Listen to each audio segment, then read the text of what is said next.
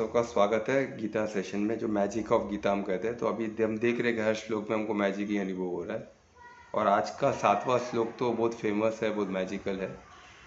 तो हम वो भी देखेंगे। एक प्रार्थना के साथ हम चालू करते हैं। दोनों हाथों को प्रार्थना मुद्रा में लाएं अपने हृदय के पास, और पूरी श्रद्धा के साथ, पूरी भक्ति के साथ परमात्मा को याद करें।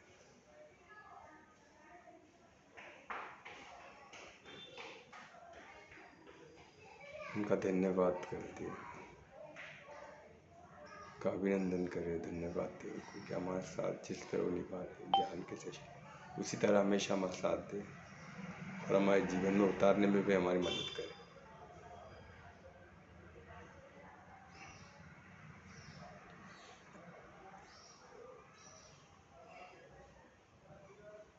फिर से एक बार धन्यवाद करके हाथों को दर्शन करें।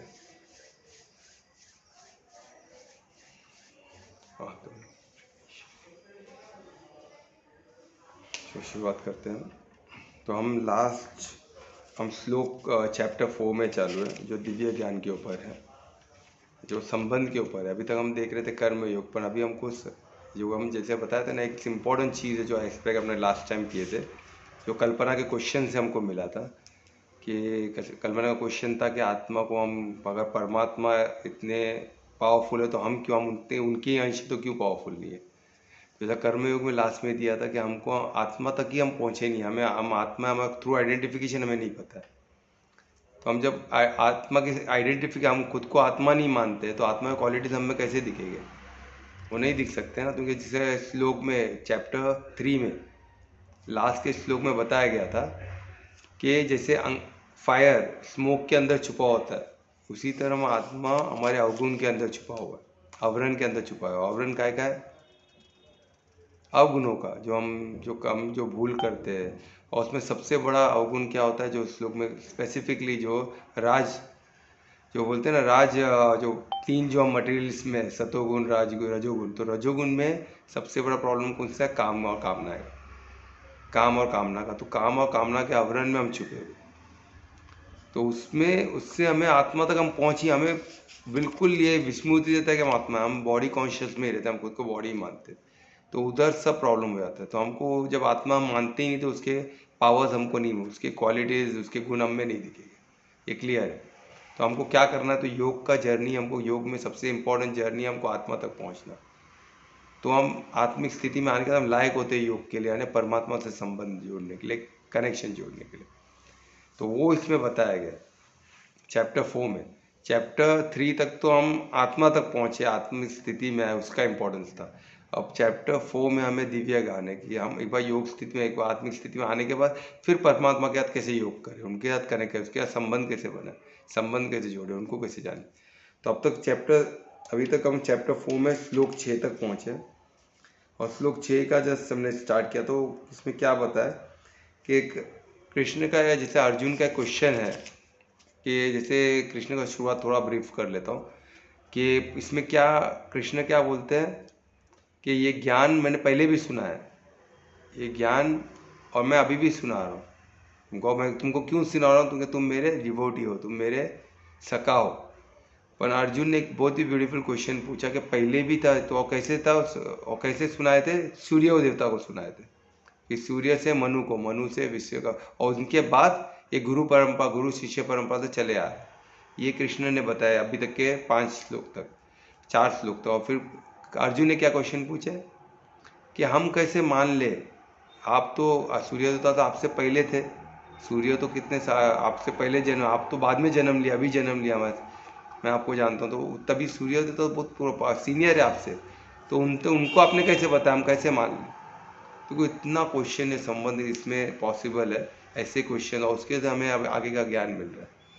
तो क्वेश्चन पूछने न पूछे बिल्कुल, तुमको उससे आपको आंसर मिलेगा। Right question important. तो वो क्वेश्चन का भी जवाब दे रहे कृष्ण ने क्या जवाब दिया उनको, जो भगवान वाच है कि मैं और हम कंटिन्यू, पिछले भी जन्म, हमने जन्म काफ़ी लिए, सिर्फ इतना है कि अर्जुन को याद नहीं है, और कृष्ण बोलते हैं मुझे याद है, आपको याद नहीं, हम सबको याद नहीं है, पर कृष्ण को याद है। तो उनके मुख से कौन बोल रहे हैं? स्वयं परमात्मा बोल रहे हैं, इसलिए भगवान बचे। तो वो तो उनको सब याद है ना। वो सब हमारा उनको सबका याद है, क्योंकि वो त्रिकालदर्शी, वो सर्वज्ञाता है। तो वो हमको समझना है, ये कृष्ण वाच्य है, भगवान वाच्य। तो वो इसमें बता रहे हैं। अभी इसको कंटिन्यू करते हैं। 6 में क्या बोल रहे हैं कृष्ण, तो कितना ब्यूटीफुल कि मैं ऑलबॉर्न, मैं अजन्मा हूँ। जैसे हम बोलते हैं ना, परमात्मा तो अजन्मा है, उनको कोई शरीर है नहीं, वो निरंकार है। तो निरंकार क्या, जिससे सब आकार लिए, पर स्वयं वो आकार में नहीं आते, है ना। तो वो निरंकार है, पर निरंकार होते हुए भी सब में है।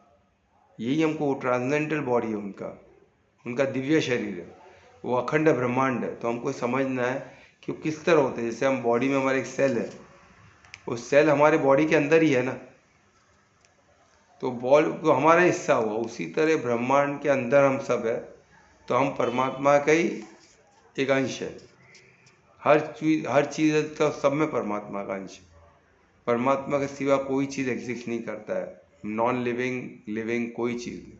ये हमको समझना। धीरे धीरे से हम योग में आगे बढ़ेंगे, ये चीज़ हमको क्लियरली अनुभव होगा, है ना। तो इसमें वो बता, मैं अजन्मा हूँ, कृष्ण बोल रहे, और बोल रहे मैं अजन्मा भी हूँ, मैं अविनाशी भी हूँ। अजन्मा मीन्स मैं कभी बॉर्न नहीं होता हूँ, मैं जन्म मृत्यु के सर्कल से मैं अलग हूँ, और मैं अविनाशी हूँ, यानी मैं अजन्मा भी हूँ और मैं अविनाशी, मैं डेथ भी नहीं होता, मैं मृत्यु भी नहीं होता, मैं डिटोरिएट भी नहीं होता हूँ। जैसे बॉडी का कैसे साइकिल रहता है, बचपन से यूथफुल से बुढ़ापा, फिर डिटोरिएट होकर एक बार इंसान मृत्यु होता है, फिर वो साइकिल फिर से चालू होता है। तो इसमें परमात्मा बोल रहा है कि मैं अजन्मा हूँ और मैं अविनाशी। ये होते हुए भी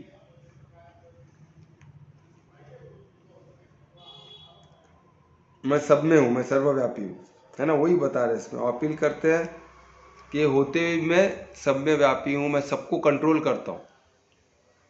यानी हमको लगता है अभी अजन्मा तो इधर है नहीं, एग्जिस्ट नहीं करते, है ना। और मैं सबका स्वामी हूँ। सोचो यानी क्या बोल रहे, वो अजन्मा है प्लस वो अविनाशी है, तो हमको लगे हम में से वो है ही नहीं, पर उसके अलावा भी वो हम सब में वास करते हैं, और हम सबके स्वामी भी है, सबके क्रिएटर है, मास्टर क्रिएटर है। तो ये चीज़ को हमको समझ, उसके बावजूद भी वो अवतरण लेते, है ना।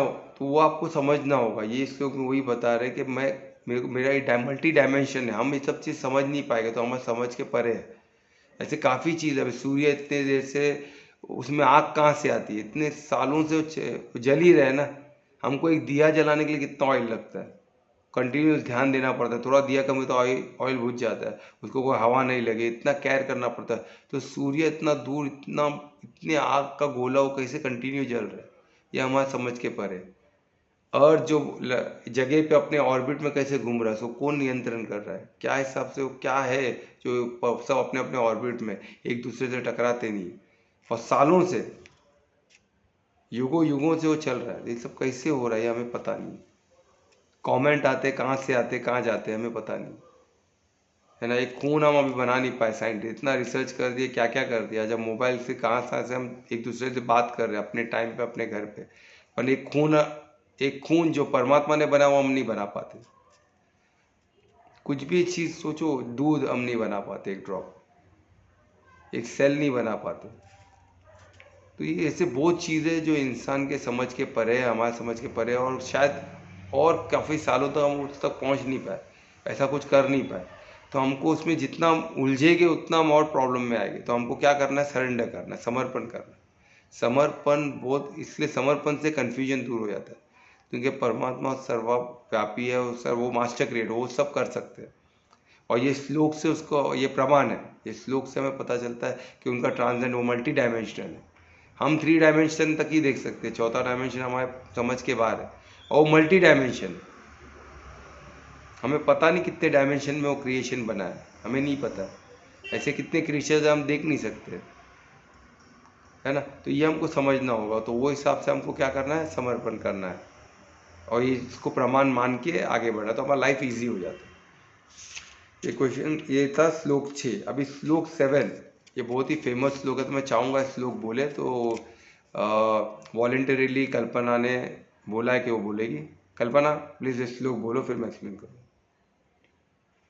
श्लोक 7। 2 मिनट? ये बहुत ही फेमस श्लोक है, और इसमें ये श्लोक से, जैसे हम बोलते हैं ना, मोदी जी गारंटी देते हैं कि ये मोदी की गारंटी है, ये समझ लो परमात्मा की गारंटी है, कृष्ण की गारंटी है, परमात्मा भगवान की गारंटी है हमें। ये गारंटी के बाद मैं समझता हूँ हम सब एकदम फ्री हो जाएंगे। पर इसका मतलब ये हमें अपना कर्म नहीं छोड़ देना है। तो मोदी जी बोलते हैं मैं गारंटी आपको करना ही पड़ेगा ना, काम तो हम कर ही रहे हैं ना। सिर्फ मोदी की गारंटी, हमको ये लगता है हम अपना काम करें, वो अपना काम करेंगे, हमको सब परफेक्ट हो जाएगा। तो उसी तरह प्राइम मिनिस्टर की गारंटी हमें इतना कॉन्फिडेंस है, तो परमात्मा की गारंटी क्या होगी? ये परमात्मा की गारंटी है हमें, 7 and 8 श्लोक। उससे हमको एकदम फ्री हो जाना चाहिए। हम अपना कार्य, अपना कर्म फियरलेसली करना चाहिए, भय मुक्त, निडर से करना चाहिए। चलो कल्पना बोलो।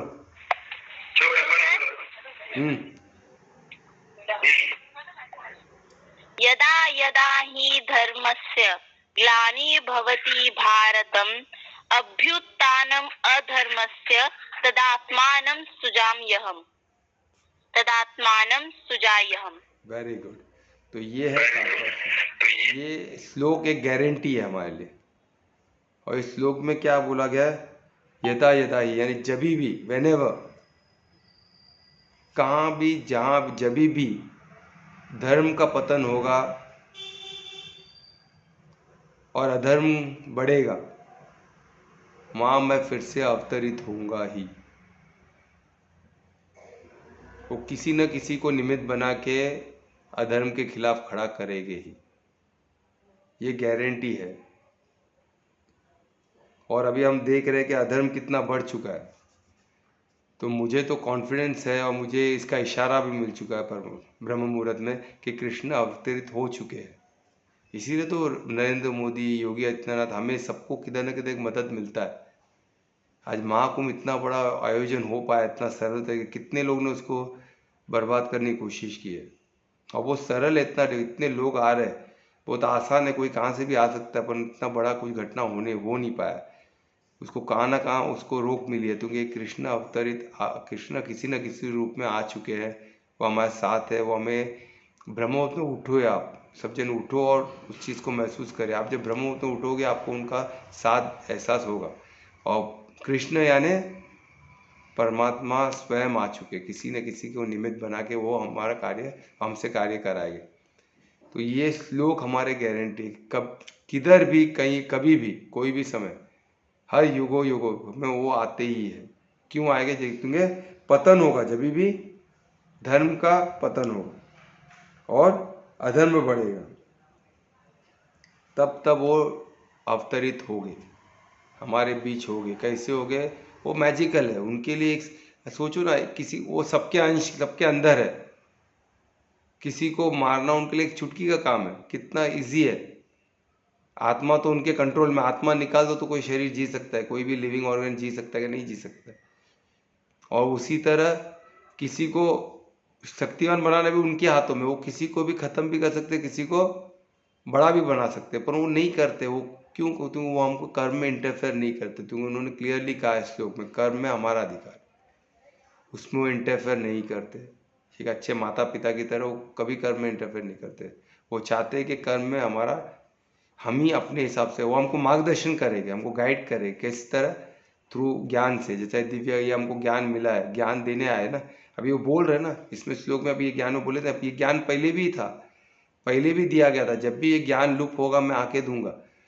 ये ज्ञान लुप्त हो गया था बीच में, तो अभी अर्जुन को मिला है ज्ञान। ऐसा नहीं कि अर्जुन को फर्स्ट मिला है, अर्जुन के पहले भी काफ़ी लोग को मिला था ज्ञान। और ये गुरु शिष्य परंपरा से चले आता, किसी कारण लुप्त हो चुका था। तो फिर कृष्ण स्वयं आके, परमात्मा स्वयं आके कृष्ण के निमित्त होके उनको ज्ञान दिए, है ना। तो उसी तरह ज्ञान अवेलेबल है, परमात्मा है तो ज्ञान है, और हमको सिर्फ कनेक्ट होना है। तो हमको ज्ञान तुरंत, बोलते ना, डायरेक्ट लोड हो जाएगा शरीर में। एक बार लोड हो गया तो हमको सब साफ दिखेगा कौन क्या है, फिर इतना कन्फ्यूजन रहेगा नहीं, है ना।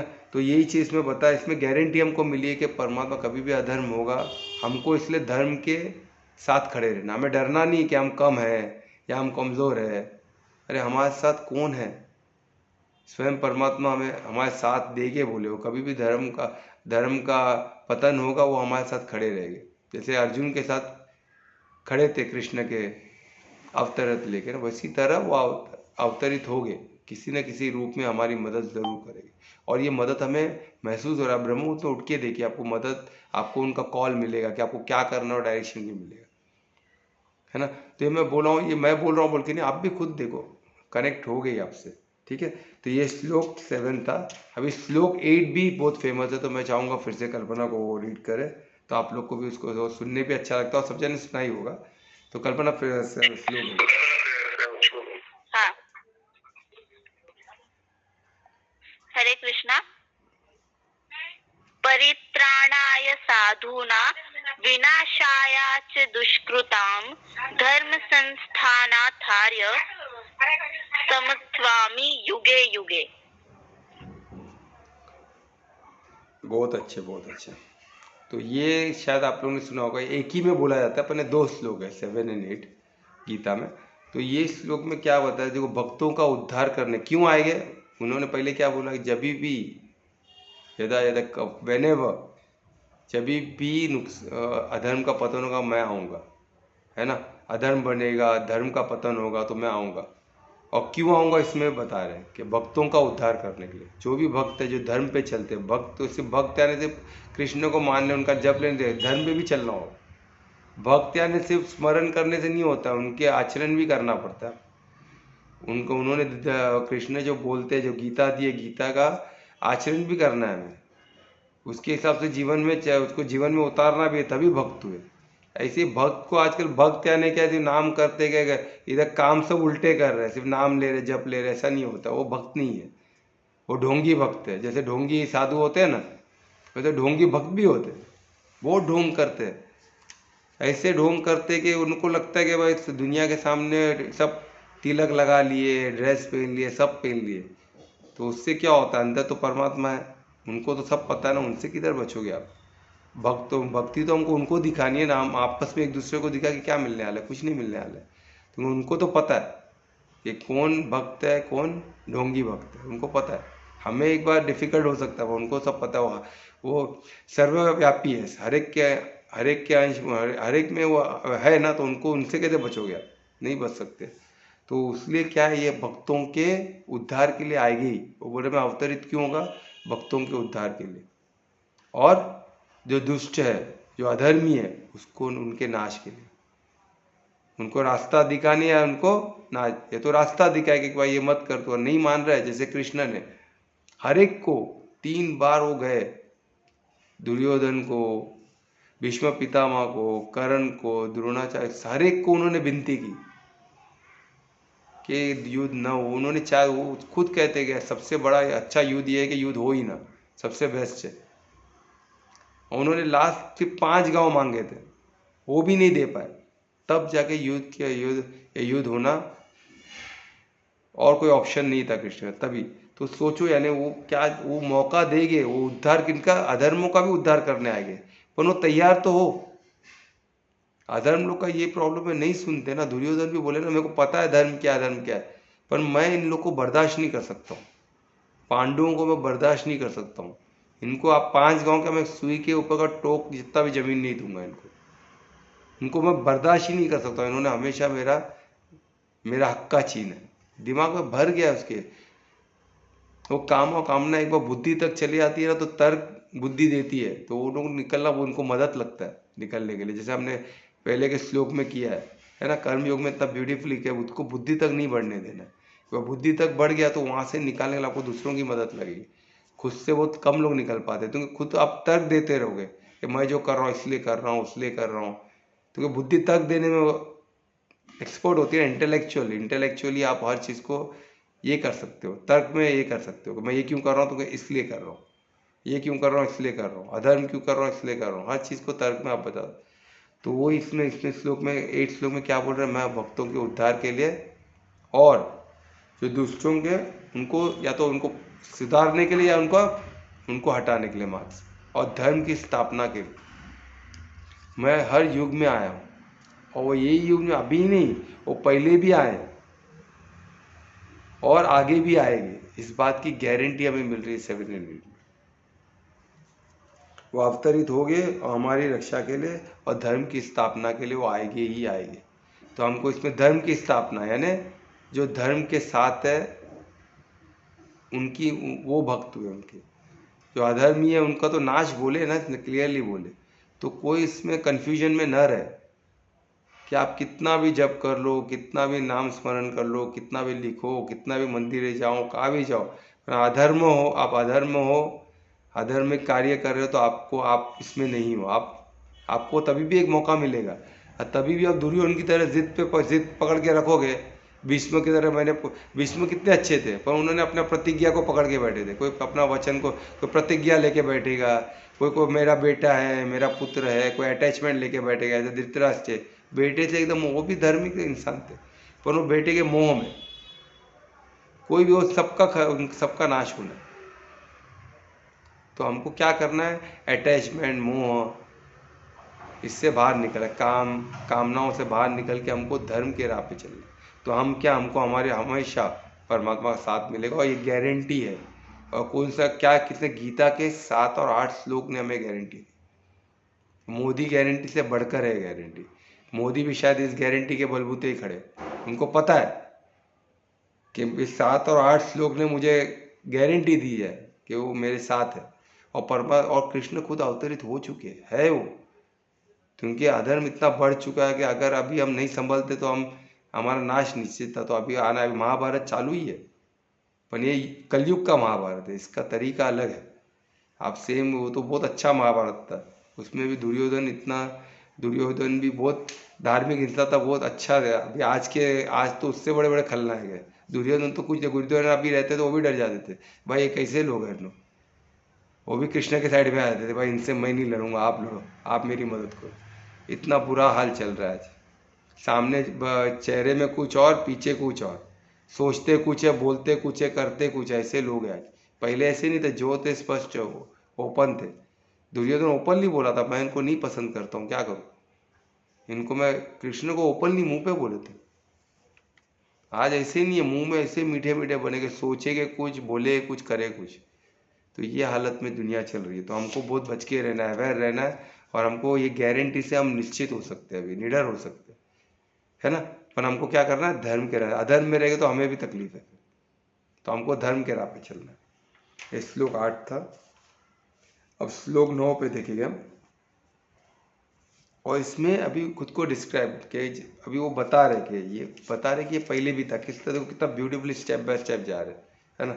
अभी बता रहे, जो मेरे ये अभिभाव को जानते हैं, मेरे इस अभिभाव को जानना मीन्स मेरे इस ट्रांसजेंडर बॉडी को जानते हैं, यानी इसको इंग्लिश में ट्रांसजेंडर बॉडी बोल दो, या इसको, और मेरा वो जो भव्य दिव्य शरीर को, मेरा दिव्य रूप को जानते हैं, जो अखंड ब्रह्मांड का रूप है ना जो, और उनके अवतरण की शक्ति को जानते हैं, वो तो ये जानते हो। प्लस मैं अपीयरेंस, यानी मेरा जो आने की, मेरा अवतरण की शक्ति, मैं किस तरह अपीयर होता हूँ, उसमें भी कई तरीके से वो अपीयर होते हैं।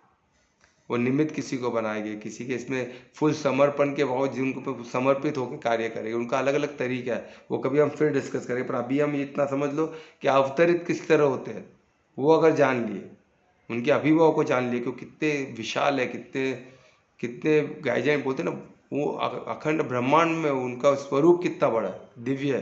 जिस दिन आपको उसका थोड़ा भी अनुभव हो जाएगा ना, उनके अभिभाव को, तो आप निश्चित हो जाओगे। फिर आपको कुछ नहीं, कब होगा, जब आत्मिक स्थिति में आके आप संबंध बनाओगे परमात्मा से,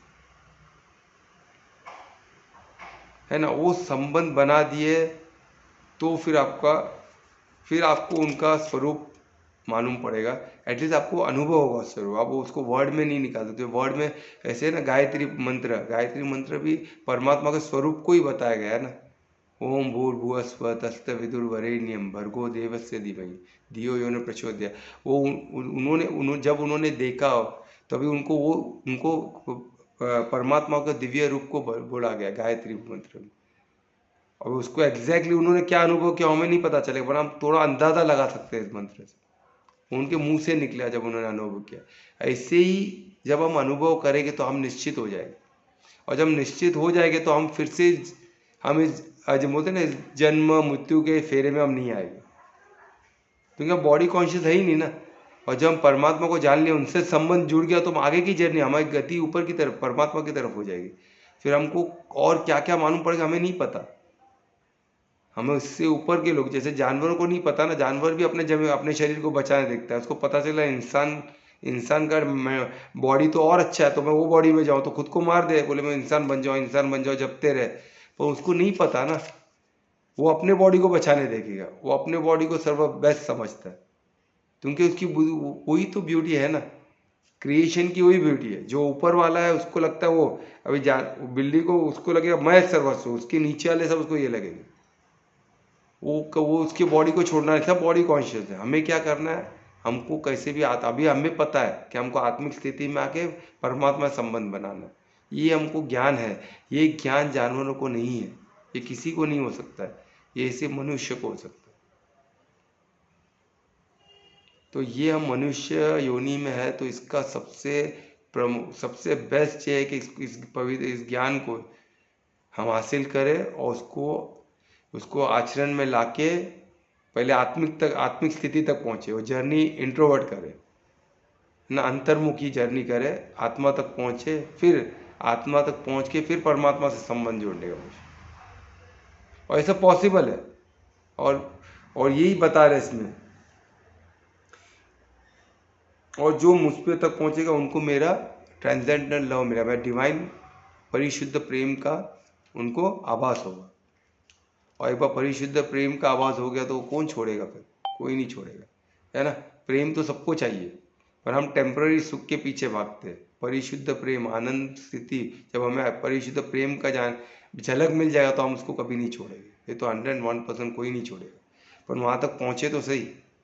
तो वो इसमें बता रहे जिन्होंने भी वो किया है, वो मटेरियल वर्ल्ड में फिर आने का नहीं। और आगे देखो, आगे के श्लोक बाय श्लोक वो बता रहे। तो श्लोक 9 में उन्होंने बताया कि जो भी मेरे ट्रांसेंडेंटल इसको, मेरे अभिभाव को जानता है, जो मेरे अपीयरेंस में अवतरित होता हूँ, किस तरह होता हूँ, वो सीक्रेट को जानता है, वो फिर से कभी मटेरियल बॉडी के लिए कभी ये नहीं होगा। उसको बोलेगा भाई मैं मोक्ष के लिए तैयार हो जाएगा, बोले मुझे मोक्ष प्रदान करो। हमने देखा है कि रामायण में कितने लोग ने मोक्ष मांगा है परमात्मा से। क्यों? उन्होंने वो जान लिया, वो ज्ञान उनको हासिल हो गया, उन्होंने अनुभव कर लिया परमात्मा, उन्होंने संबंध जोड़ लिया परमात्मा से। एक बार संबंध जुड़ गया तो आप उधर उनके पास जाने की कोशिश, अब यहाँ क्यों पढ़ो रहे हो, है ना। तो और उनको पता है कि एक बार फिर से जन्म ले लिया हम, फिर से क्या होगा, विस्मृति होगा, फिर से जीरो से चालू करना पड़ेगा। तो वो गलती कोई ज्ञानी व्यक्ति तो नहीं कर सकता, अज्ञानी कर सकता है ना। ज्ञानी व्यक्ति कभी वो गलती नहीं करेगा। तो हमको पहले ज्ञानी बनना है, इस दिव्य ज्ञान का अनुभव करना, उसको जानना है। जानने के बाद हमारे साथ हम भी यही करेंगे, है ना। तो श्लोक 10 में आगे बढ़ते हैं। और उसके लिए क्या करना पड़ेगा, ये दिव्य ज्ञान हासिल करने के लिए क्या करना पड़ेगा। और शॉर्ट में, जैसा अभी तक तो वही चल रहा था, पर इसमें और शॉर्ट में बताया कि किन चीज़ों का, 3 चीज़ों का वो बोले हमें उसके परे जाना पड़ेगा। सबसे पहले आसक्ति, कोई भी आसक्ति नहीं होनी चाहिए, कोई भी आसक्ति नहीं है। सब आसक्ति तो अटैचमेंट जिसको बोलते हैं ना, मोह। हम पुत्र, अपने पद से हम आसक्त होते हैं, पुत्र अपने रिलेशन में हम आसक्त हो जाते हैं, अपने पैसे से, अपने प्रॉपर्टी से। तो ये सब आसक्ति से दूर होना। इसका मतलब ये नहीं कि आपको सब छोड़ देना है, त्याग कर देना है। आपको आसक्ति नहीं रखनी है उसमें कि वो है, उसका हमेशा कि वो है तो मैं हूँ, वो नहीं तो मैं खत्म, ऐसा नहीं है। हम आत्मा है ना, वो तो अनंत है। तो ये चीज़ बॉडी से, अपने बॉडी से भी आसक्ति होती है, तो फिर क्या मृत्यु का डर रहेगा उसका। वो खूबसूरत है, कभी बदसूरत हो गया, कभी बुढ़ापा हो गया तो क्या करूँगा, बच्चे मुझे पाले, ये सब डर अननेसेसरी फियर रहेगा। तो वो फियर कैसे आता है, आसक्ति से आता है। तो उसके बाद सेकेंड क्या, निडर होना है। हमें कोई फियर नहीं होना चाहिए, भय से भय मुक्त होना चाहिए, निडर होना चाहिए। तो एक हो गया आसक्ति, एक हो गया भय, और दूसरा क्रोध नहीं आना चाहिए कभी। क्रोध क्यों आता है, काम और कामना से। कोई काम है, कोई कामना में हम ग्रस्त है, तो वो नहीं मिला तो हमें क्रोध आएगा। तो क्रोध, ये 3 चीज़ ना हो, 3 चीज़ को आपने पार कर दिया, ये 3 चीज़ क्या परे चले गए, तो आपको ये दिव्य ज्ञान मिलेगा। ये ज्ञान मिलना इसी हो जाएगा। और अब उसके अलावा क्या करना पड़ेगा, ये पार तो उसके अलावा क्या, आपको तन में होना पड़ेगा, परमात्मा के साथ समर्पित भाव, समर्पण होना पड़ेगा। तन्मय होना पड़ेगा परमात्मा। वही बता रहे कि उनकी मी यानी परमात्मा के कृष्ण बोल रहे मेरे से आपको तन्मय होना पड़ेगा, मेरे जो समर्पित होना पड़ेगा। तो मैं कौन है? तब कृष्ण बोल रहे तो मैं परमात्मा, क्योंकि कृष्ण 100% समर्पित है परमात्मा को। इसलिए तो भगवान कृष्णवाच को परमात्मावाच बोलते हैं ना, भगवानवाच बोलते हैं, क्योंकि उनके मुख से स्वयं भगवान स्वयं परमात्मा बोल रहे हैं। तो परमात्मा बोल रहे हैं आप मेरे पास आना तो आपको अवतरित होना पड़ेगा, आपको समर्पित होना पड़ेगा, 3 चीज़ों से दूर होना पड़ेगा, आपको मेरे साथ तन्मय होना पड़ेगा, मेरे शरण में आना पड़ेगा। तो ये तो आपको समझना हो। और वो और एक चीज़ बता रहे कि पास्ट में ऐसे बहुत लोग हुए, जैसे हम बोलेंगे ना तो ये सब कितना डिफिकल्ट लगता है हमको। अरे पण पास्ट में बहुत जन हमारे पूर्वज कितने लोग हुए, ये इतना डिफिकल्ट है नहीं, हमको डिफिकल्ट लगता है क्योंकि हम बॉडी कॉन्शियस में।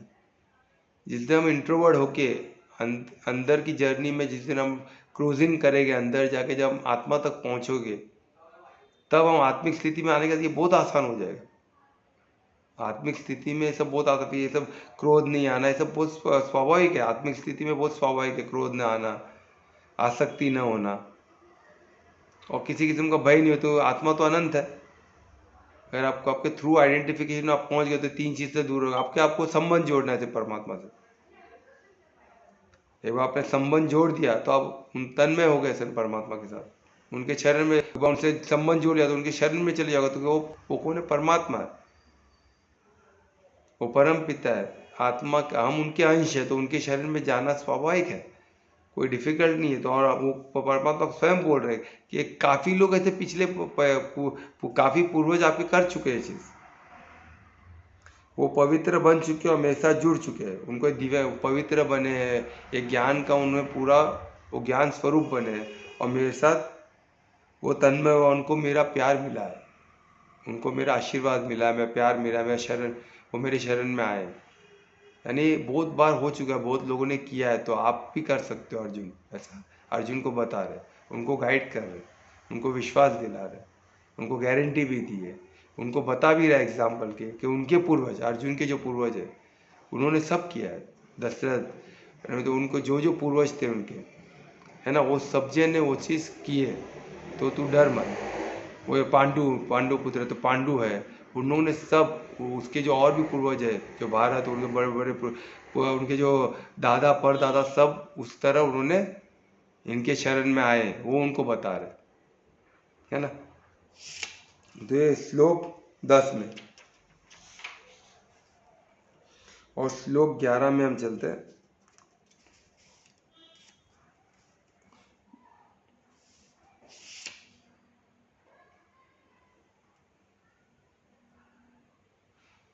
और उसमें बताया जो भी मेरे शरण में आए, कितना सरेंडर किए, उस सरेंडर के बेसिस पे मैं उनको रिवॉर्ड करता हूँ, मैं उनको एक्सेप्ट, मैं उनको दुगना देता हूँ। पर वो जितना जो 100% सरेंडर करेगा 100% उनको मेरा प्यार मिलेगा, जो 50% है उसको 50% मिलेगा। यानी वो भी हमारे पे, हम कितना समर्पित हो पाते हैं।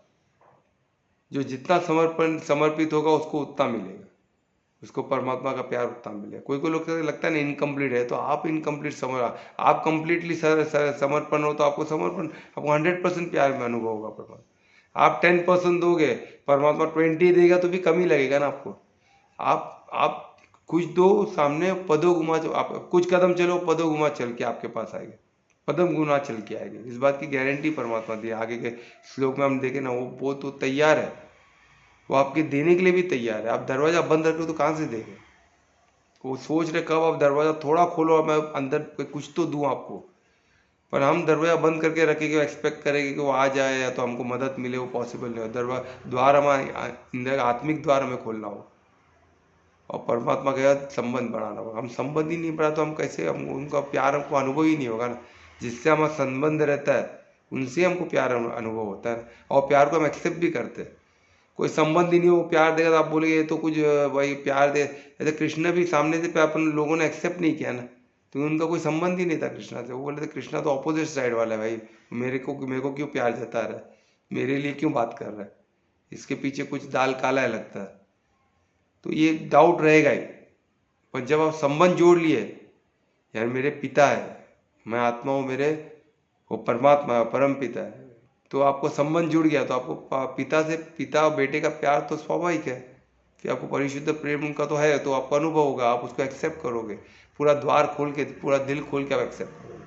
तो वो इसमें बता रहे कि जिस तरह आप करोगे उतना आपको मिलेगा, क्योंकि आप उतना ही ले पाओगे, उतना ही ऑब्जर्व कर पाओगे, क्योंकि आपका बुद्धि, आपका डाउट वो आपको करने नहीं देगा। तो वो इसमें बता रहे।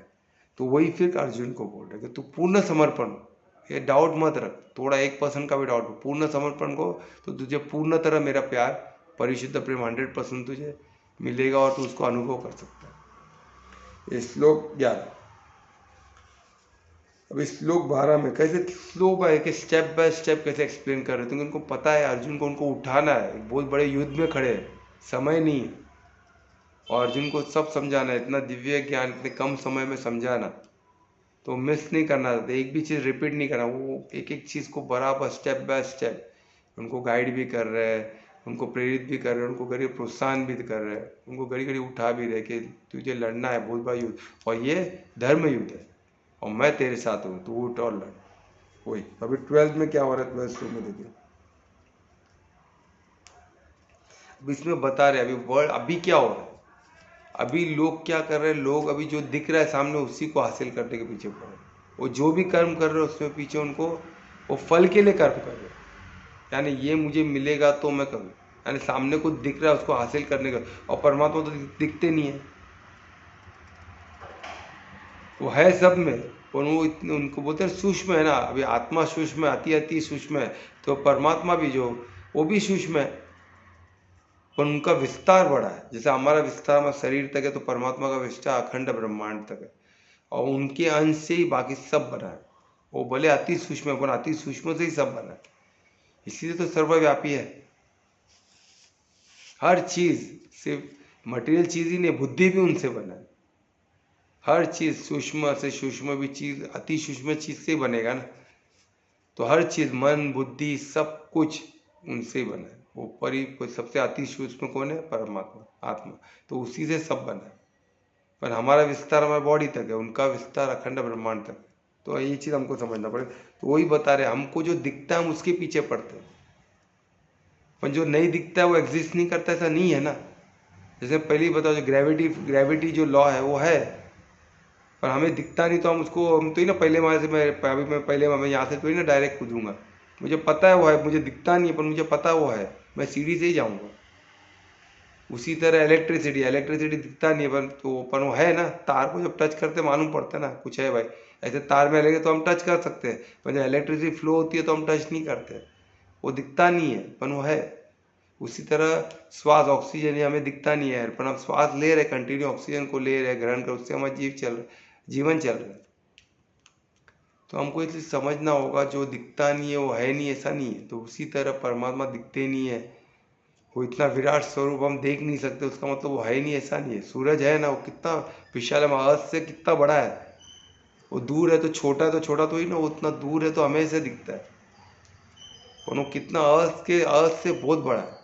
तो सोचो ये ब्रह्मांड कितना बड़ा हुआ, ऐसे कितने सूरज है, ऐसे कितने यूनिवर्स इस ब्रह्मांड के अंदर, तो हमको वो समझना होगा। तो वही बता रहे, जो दिखता है उसके पीछे हम पड़ रहे हैं, जो बहुत आसान है, तो पर हमें वैसा नहीं करना। अभी हमें जो करना है उसके लिए हमें थोड़ी मेहनत करनी पड़ेगी, उसके लिए हमको ज्ञान चाहिए, इसलिए ज्ञान बिगड़ नहीं होने वाला है, क्योंकि ये दिखता नहीं है, तो ये कैसे होगा, बुद्धि से ही होगा ना, ज्ञान से ही होगा। ज्ञान है जो नहीं दिखता, उसके ग्रेविटेशन को हम कैसे जानते हैं, नॉलेज से ना, कि हम एक बार गिरे तो हम समझ गए भाई मैं गिर क्यों रहा हूँ, तो कुछ है जो हमें आकर्षित कर रहा है, तो हमें ऊपर ऊंचाई से हमें क्यों डर लगता है, तो हमें मालूम है कुछ तो है हमें आकर्षित कर रहा है, भले हमें दिखता नहीं पर हमें ज्ञान है उसका।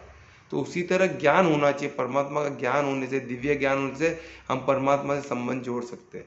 पर दिव्य ज्ञान पढ़े तो, और ये दिव्य ज्ञान, ये ज्ञान कैसे एक्सपेरिमेंटल है, इसको हम जब तक तो उपयोग नहीं करेंगे हमारे समझ में आएगा नहीं।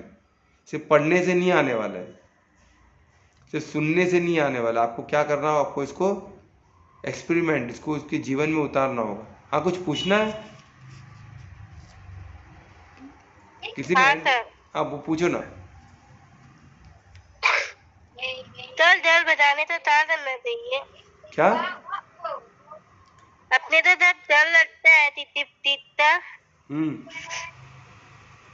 डर तो लगता बता है। लेता। हाँ, हाँ जो डर लगता है क्यों लगता है? हाँ क्योंकि हम बॉडी कॉन्शियस में ना। अभी समझो मैं मेरे पास, मैं अभी बॉडी कॉन्शियस, समझो मैंने कुछ पैसा रखे है मेरे पास, तो पैसा चोरी होने का डर लगेगा कि नहीं लगेगा? ऑब्वियसली लगेगा। मैं जेब, अगर मैं पर्स में 1 लाख रुपया लेके घूम रही हूँ तो मुझे डर लगेगा ना। मैं अंधेरे में जाए तो डर लगेगा, क्योंकि हम क्या बॉडी कॉन्शियस, अभी वैसी शरीर है, मैं समझू कि मैं शरीर हूँ तो मुझे डर लगेगा। पर जब मुझे मालूम पड़ कि मैं आत्मा हूँ, क्योंकि आत्मा क्या है, वो अविनाशी है, वो अनंत है, तो हमें डर नहीं लगता है। और जो हम है, अभी जैसे एक आप गाड़ी में हो, अभी आप गाड़ी हो, आप ड्राइव कर रहे हो, गाड़ी को चला रहे हो, और आप गाड़ी को या खुद मान लो तो ये गाड़ी में हूँ सोचो तो आपको बहुत डर लगेगा। पर आप ड्राइवर हो तो आपको डर इतना नहीं लगेगा, तो आप ड्राइवर हो ना। ये गाड़ी कैपेसिटी उतनी गाड़ी चलेगी, मैं ये गाड़ी छोड़ के दूसरे गाड़ी बैठा तो वो गाड़ी के हिसाब से चलाऊंगा। और ये गाड़ी चेंज रहते हैं ना, गाड़ी चेंज होने वाला है, गाड़ी तो वैसी तो नहीं रहेगी। आज जो गाड़ी आउटडेट हो जाती है फिर नई गाड़ी आती है। आज पहले जो मनुष्य थे आज वैसे ही थोड़ी ना है। स्टोन एज के मनुष्य अलग थे, आज हम अलग है। आज हम बिल्डिंग में, घरों, टावर में रहते हैं। पहले के लोग थोड़ी ना टावर में रहते थे, लिफ्ट से थोड़ी ना ट्रैवल करते थे, मोबाइल फ़ोन पे थोड़ी ना बात करते थे। आज चेंज हुआ है ना। क्यों हुआ है? तो हम पहले भी थे, जैसे कृष्ण ने बोला अर्जुन को, हम कृष्ण भी थे और अर्जुन भी थे पहले, पर हमें याद नहीं है। कृष्ण को सब याद है, क्योंकि वो परमार्थी है, वो पूर्ण समर्पित है परमात्मा को, तो उनको सब याद है, हमको याद नहीं है। इसलिए हमें लगता है मेरा पहला जन्म है, तो मेरे को कुछ हो जाएगा तो मैं तो ख़त्म, मैं किधर जाऊंगा कुछ मालूम नहीं, डर लगता है हमें। फिर मेरे बच्चे, मेरे माता पिता, मैंने इतना कमाया है, सब छोड़ के आना पड़ेगा। अरे बाप रे, मैं किसको छोड़ के जाऊँ? फिर मैं बच्चों को कौन संभालेगा? दुनिया भर का टेंशन। क्योंकि हमें हमें नहीं, हमें विस्मृति है ना ये हमारी क्योंकि हम आत्मा है, हम परमात्मा नहीं है, ये चीज़ समझना है हमें। हम आत्मा तो हमारी विस्तार सिर्फ हमारे शरीर तक ही है, उसके बियॉन्ड नहीं है। और परमात्मा के विस्तार पूरे ब्रह्मांड में। पर हम भी अखंड है, हम भी अविनाशी है, हम भी अनंत है। हमारा भी कोई बिगनिंग नहीं है, कोई अंत नहीं है, ये हमें समझना है। पर हमारा विस्तार इतना ही है, इसलिए हमको विस्मृति हो जाती है। पर हम परमात्मा से संबंध जोड़ने पे हमको पूरा याद आता है। तो परमात्मा से फिर सब मिलेगा ना, ज्ञान सब मिलेगा, परमात्मा को सब बताएगा तो हमको सब मालूम पड़ जाएगा।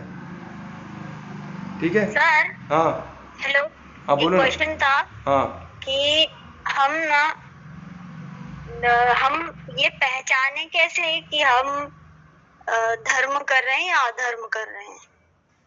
ये पहचाने कैसे? तो उसके लिए भी ज्ञान चाहिए ना।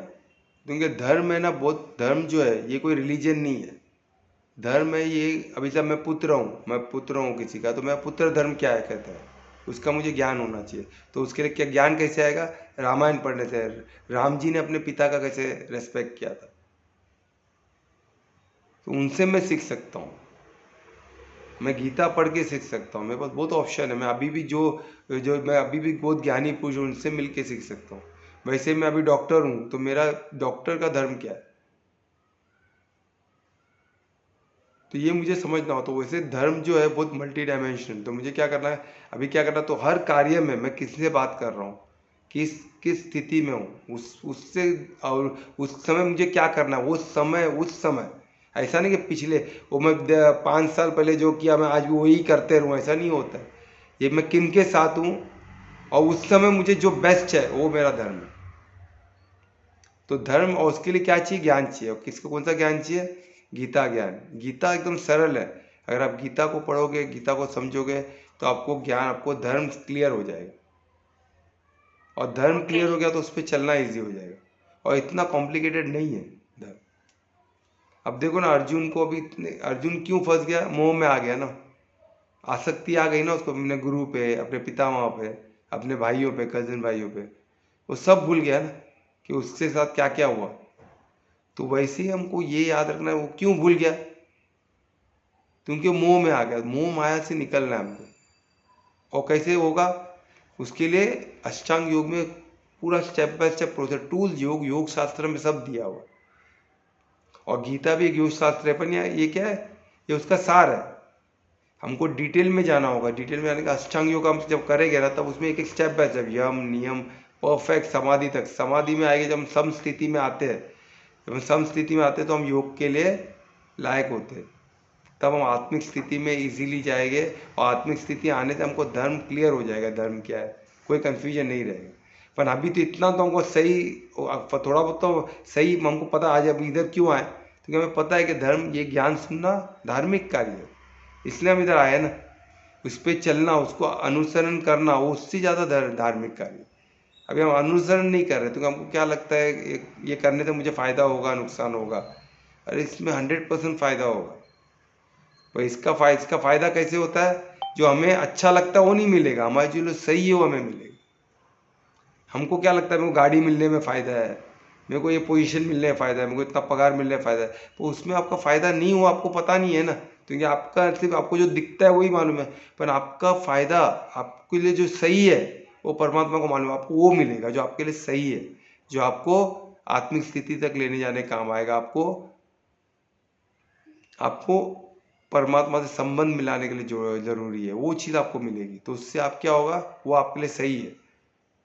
पर आप अज्ञानी हो तो हमको समझ में नहीं आता, इसलिए हमको लगता है अरे क्या मिल रहा है करके, कुछ नहीं मिल रहा है। अरे आपको जो मिल रहा है वो आपके लिए सही है। जितना आप इस पे चलोगे धर्म पे, आपको जो सही है आपको मिलते रहेगा। और जिस दिन सही है, मिलते मिलते मिलते कब आप आत्मिक स्थिति में आ जाओगे पता नहीं चले, कब आपका संबंध जुड़ जाएगा परमात्मा। और जब संबंध जुड़े आपको लगेगा अरे वाह, ये मेरे साथ पूरा जर्नी मेरा चमत्कार रहा है, परमात्मा ने मुझे कितना मदद की, जो मुझे चाहिए था वही दिए, जो मेरे लिए सही था वही दिए। मैं तो कुछ क्या क्या मांग रहा था, पैसा मांग रहा था, धन दौलत मांग रहा था, जो टेम्परेरी चीज़ मांग रहा था, पर उन्होंने जो मुझे जो क्या दिया है, जो मेरे सही है और जो मेरे अनंत, मुझे इस दौर तक जो मुझे अनंत सुख दे सकता है। टेम्परेरी सुख नहीं, अनंत सुख, परिशुद्ध प्रेम की तरफ मुझे लेके जा रहा है। तो ये चीज़ समझना होगा। तो ये चीज़ कब, अब धीरे धीरे स्टेप बाय स्टेप है ना, बेबी स्टेप। बच्चे कैसे चलते हैं, हल्लू हल्लू चलता है, हमको लगता है कितना हल्लू हल्लू चल रहा है तो कोई टेंशन नहीं, कुछ देर में वहाँ तक पहुँच जाते, फिर डर लगता है अरे बाबा वहाँ तक कैसे पहुँच गया इतना फटाफट। अरे वो कंटिन्यू चलते बैठा है, वो रुका नहीं है, हम रुक जाते हैं, हम कुछ और सोचने। बच्चे का लक्ष्य परफेक्ट रहता है, इधर जाना था तो पहुँचना है, टिंग टिंग टिंग टिंग करके चलते रहता है, उधर पहुँच जाते हैं। तो वो वैसे और हमको बच्चे, हाँ बोलो ना। एक और क्वेश्चन था हाँ पूछो ना। कि कभी कभी ऐसा होता है ना, मतलब सिचुएशन ऐसे आती है कि हम धार्मिक काम करते हैं, मतलब हम धर्म पे चलते हैं, करते हैं, बट सामने वाला ना अधर्म पे अधर्म करता है, तो हमें ना लाइक उस पर गुस्सा आ जाता है। और फिर ऐसा लगता है कि अरे फिर क्या मतलब है धर्म करके, जब सामने वाले हमारा नुकसान करे जा रहे करके, तो उस पे क्या करना चाहिए हमें? अच्छा, जैसे मैं बताया ना, अभी इसमें पहले भी बता चुका, फिर भी एक बार फिर से बता दो। अभी क्या होता है कि हम परिचय, देखो होता है पर चिंतन में नहीं पढ़ना है, हम वही हमारा पर चिंतन बहुत चलता है। और दूसरा नहीं, क्या पर है, चिंतन नहीं, पर चिंतन मतलब मैं सोच रही हूँ ना ऐसा, लेकिन उसने किया मेरे साथ ऐसा, अच्छा तब क्या करना चाहिए? अच्छा, उसने आपके साथ गलत किया, बराबर। और क्या गलत किया वो चलो, वो अभी पर्सनल नहीं पूछूंगा मैं, पर समझो कि आपके साथ कुछ गलत हो रहा है, आप कुछ अच्छा कार्य कर रहे हो पर सामने वाला नहीं समझ रहा है, तो आप उसके साथ क्यों जुड़े हो? हमें एक चीज़ समझना है, जब हमको एक चीज़ समझना है, हमारा काम सबको सुधारने के लिए हमें नहीं भेजा गया है, हमको खुद सुधर जाए वो सबसे बड़ी बात है। स्व परिवर्तन से विश्व परिवर्तन होता है, ये क्लियर चीज़ सबको मैं आज बता रहा हूँ। हमारा कार्य सबसे प्रथम इम्पोर्टेंट है कि हमको पहले खुद परिवर्तन करना है, हमको भेजा ही इसलिए कि हम स्व परिवर्तन करें। हम स्व परिवर्तन में विश्व परिवर्तन है। हम क्या सोचते हैं हम दुनिया को चेंज करें तब जाके हम चेंज हो, वो नहीं होने वाला। लेकिन अगर ऐसे करेंगे तो, जैसे कि मैंने एक मेरे क्लोजली फ्रेंड को मैंने ऐसे बोला, तो उसने मुझे बोला कि अगर तू सिर्फ अपने बारे में सोचती तो सेल्फिश हुई। अच्छा, मुझे ऐसा कहा उसने। तुम जब मैंने उसको ये बात कहा कि हमें खुद को देखना चाहिए, दूसरों का नहीं सोचना चाहिए, वैसा बोला तो बोली कि फिर तू तो सेल्फिश है, फिर तो सिर्फ अपने बारे में सोचती है। नहीं, मैं ये नहीं बोल रहा हूँ कि दूसरों का नहीं सोचना है। अभी उसमें एक भाव देखो, मैंने क्या बोला कि हमको क्या होना है, स्वार्थी नहीं होना है। हमको परिवार्थी नहीं होना है, हमको परोपकारती नहीं, हमको परमार्थी होना है। परमार्थी होने का मतलब ये हमको सब में आत्मा दिखना चाहिए, सब में वो शक्ति है, सब में परमार्थ है ना। वो परमार्थ तक नहीं पहुंच पाए, आत्मा तक नहीं पहुंचो तो तुम क्या मदद कर सकते हो उसकी? अगर आप परमार्थी हो सर तो आप खुद की तो मदद कर ही रहे हो। आप परमार्थी हो तो आप दोस्तों के सबकी सबकी मदद कर रहे हो, पर आप परमार्थी होके कर रहे हो, आप स्वार्थी होके नहीं कर रहे हो। स्वार्थी होना सेल्फिश है, मैं आपको स्वार्थी होने नहीं बोल रहा। आपका भाव क्या? आपका भाव परमार्थी है। आपने क्या कार्य किया? आपने क्या कार्य किया होगा? आप जो भी कार्य कर रहे हो, आज आज मैं जो कार्य कर रहा हूँ, मैं सबको ठीक करने ही देख रहा हूँ ना। मेरे मुंह से किसी के लिए गलत तो नहीं निकल रहा है। पर आज वो नहीं समझ रहा है, वो बोल रहा तू मेरे साथ आके मैं जो गलत कर रहा हूँ उसमें कर, और तू नहीं कर रहा है। तू मेरे साथ ही मेरे को बोल रहा है मत करने, पर तू नहीं कर रहा है और तू आगे बढ़ते बैठा है, तो तू स्वार्थी। ऐसा तो ही ना होता है। आपने तो उसको बोला ना भाई मत कर, तेरा नुकसान है, पर वो करते रहेगा तो क्या आप उसके साथ करते रहो, उसको रोकते रहो घड़ी घड़ी? आपको आपकी जर्नी देखनी है ना। आप तो ही ना पूरा दिन उसके साथ चिपक के रह सकते हो, अटैच तो ही ना आपको हो सकते हो। आप आसक्ति नहीं पाल सकते हो, मेरा दोस्त है तो मैं उसको सुधार के ही रहूंगा, ये आसक्ति हो गई। ये आसक्ति डेंजरस है। आपको किसी भी किस्म की आसक्ति में नहीं फंसना है। आपका दोस्त है तो क्या हो गया,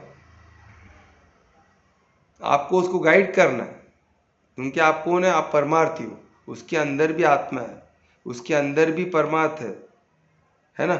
तो उसके उसके बावजूद अगर वो नहीं समझा तो क्या कर सकते? किसी ने हाथ उठाया, हैंड रेज किया, कुछ क्वेश्चन है क्या? देविका मैम कुछ क्वेश्चन है, पूछिए। सर मैं एक सवाल पूछना चाहती हाँ हूँ। पूछिए ना मैम। सर मैं जो करना चाहती हूँ ना वो कर ही नहीं पाती।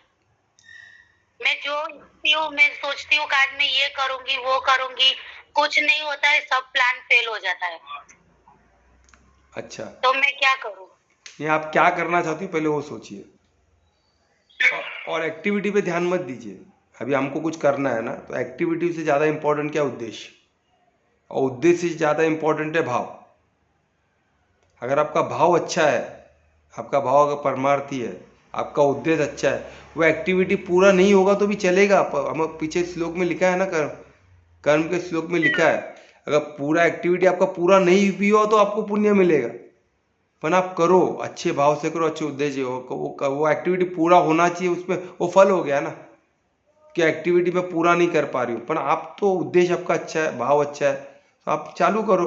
हाँ, कंप्लीट होगा नहीं होगा उससे फर्क नहीं पड़ना चाहिए आपको, है ना। अच्छा, सब हाँ बराबर है।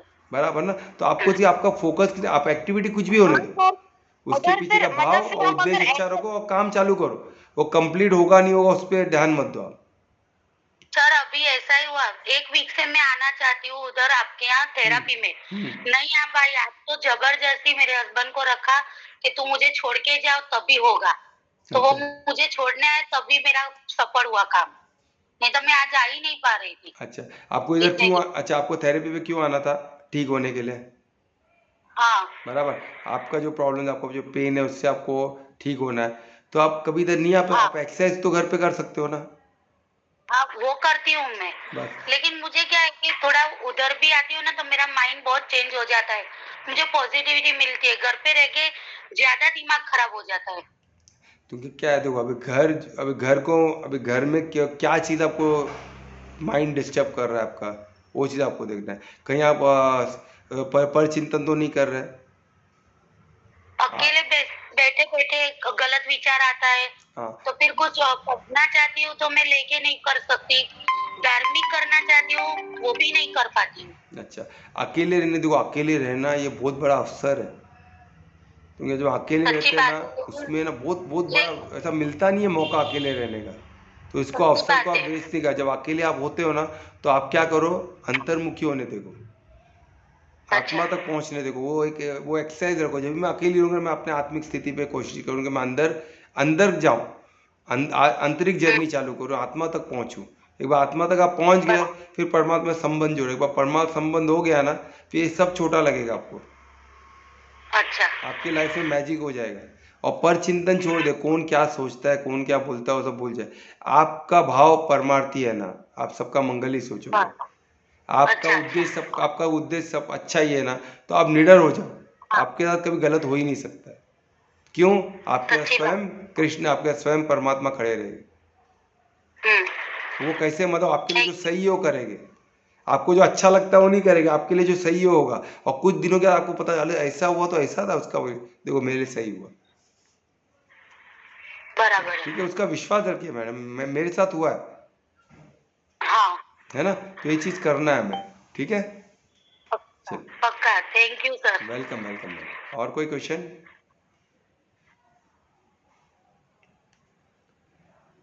तो टाइम हो गया हाँ वैसे। टाइम हो गया, तो हम यहाँ खत्म करते हैं। तो बहुत अच्छा रहा आज, इतने क्वेश्चन, मुझे बहुत खुशी हुई। तो ऐसे संवाद हम रखेंगे तो सबका मंगल होगा, ठीक है? तो कौन ये करेगा अभी? कीर्तन कौन करेगा? मैं कर लेती हूँ फिर सर। हाँ करो। कल्पना को करना है? हाँ कल्पना पहले बोला था, उसका बुकिंग है आज। आपको करना है तो करो आप। नहीं तू कर ले फिर। अरे तो ठीक है। ते कौन कर रहा है फाइनली?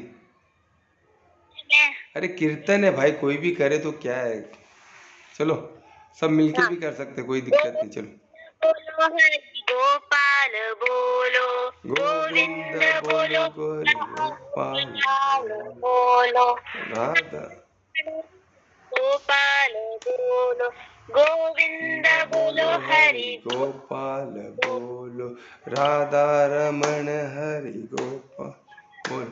बोलो, सब जन कीजिए। बोलो बोलो, गोविंद बोलो हरि गोपाल बोलो, राधा रमण हरि गोविंद बोलो। रमण हरि गोपाल बोलो, हरे कृष्णा हरे कृष्णा कृष्णा कृष्णा हरे हरे, हरे राम हरे राम राम राम हरे हरे। अरे दिवेश बोल, हरे कृष्णा हरे राम हरे राम।